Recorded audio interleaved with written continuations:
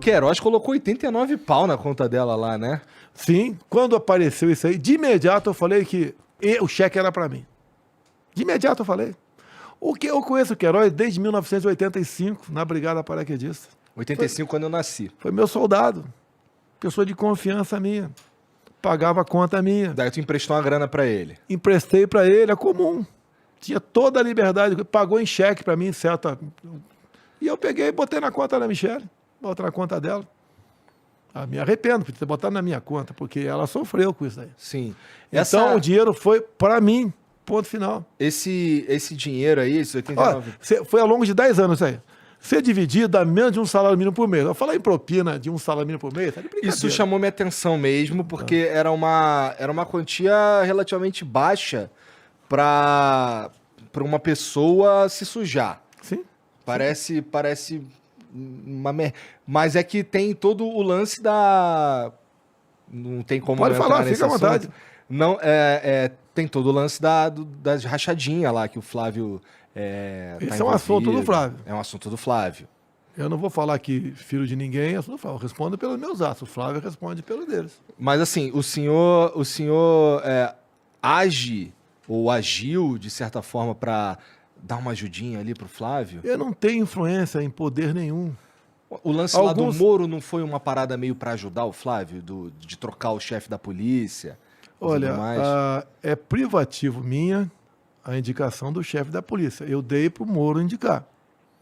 Se você pegar a atuação da PF com o Moro e depois com o André Mendonça, agora com o Anderson, aumentou em muito as ações da Polícia Federal. Tá? Você não tem como influenciar na PF. Se eu pudesse influenciar, o Lula teria influenciado também. Sim. E a PF fez um carnaval na vida do Lula. Fez. Até pintou o japonês da Federal.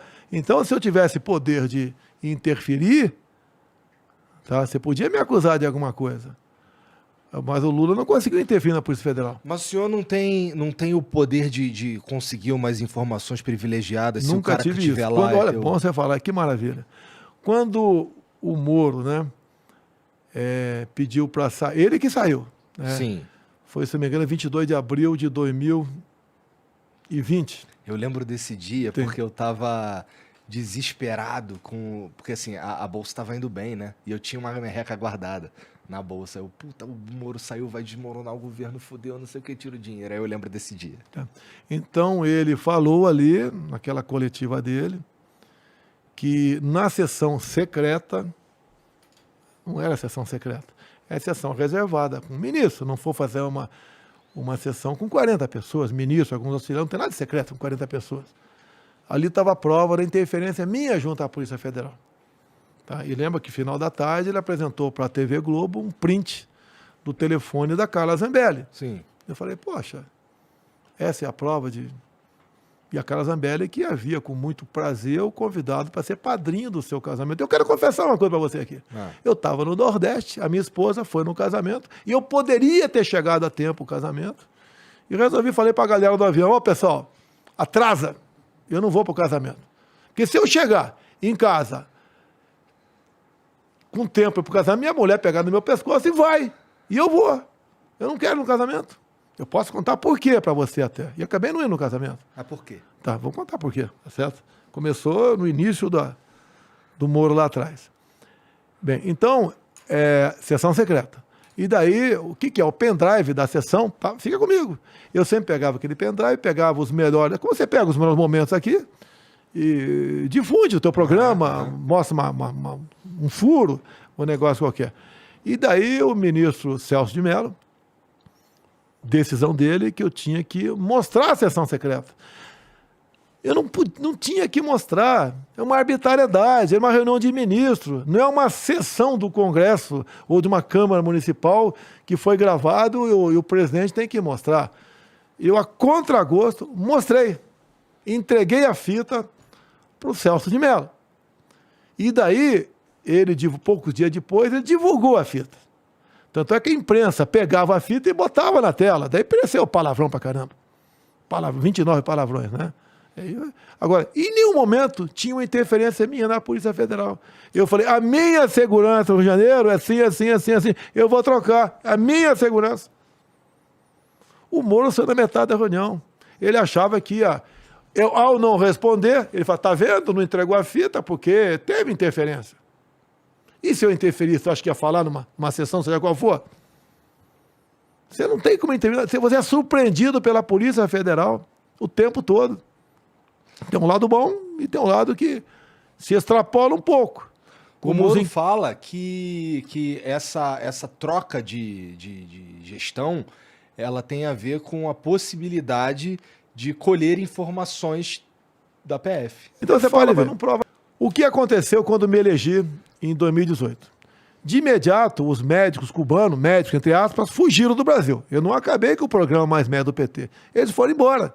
Eu ia pegar os caras. Ali tinha de tudo, ali menos médico. Tinha gente das Forças Especiais cubanas, tinha agentes que estavam fazendo célula de guerrilha aqui no Brasil. Eu ia chegar para você, cubano, vem cá. Bezetacil, colírio, endovenosa, intramuscular ou oral? Pergunta idiota, né? Sim. Mas o médico, o enfermeiro vai responder rapidamente. Ele não ia responder. Mas não tentei durante... Você tinha essa informação que tinha os caras fazendo célula de guerrilha aqui? Você pode ver. Os médicos cubanos aqui, além da rachadona, que 80% do salário ficava com Fidel Castro, né? Tá? Por exemplo, você mora nessa rua aqui, tem uma festa de aniversário na outra rua. O sistema, os cubanos, não deixavam o pessoal que vigiava ele ir na festa. Ele tinha que ficar confinado em casa. Risco. Retaliação na família em Cuba. Que veio uma coisa que o ministro da Saúde disse, quando estava discutindo a medida provisória dos mais médicos, se algum cubano pedir asilo, vai ser deportado, como foram os 2 boxeadores. E a imprensa se calou. Eu tentei emendar o projeto lá para que o salário dos cubanos fosse depositado na conta em Banco do Brasil ou Caixa Econômica. Não conseguia. Era uma forma de dar dinheiro para Cuba. E Cuba aqui dentro, com muitos deles formando célula de guerrilha aqui no Brasil. Cuba sempre exportou a guerrilha. Assim foi no tempo do MPLA, FNLA, a guerrilha de Angola. Sempre foi assim. Tá? Eu ia desbaratar isso aí. Tu lembra que a Dilma falou que os médicos eram bons apalpadores? O humilde do povo brasileiro, ele sendo bem tratado, ele fica feliz. Você não precisa manjar nada. Então o médico apalpava a barriga dos brasileiros com algum problema e ficavam satisfeitos.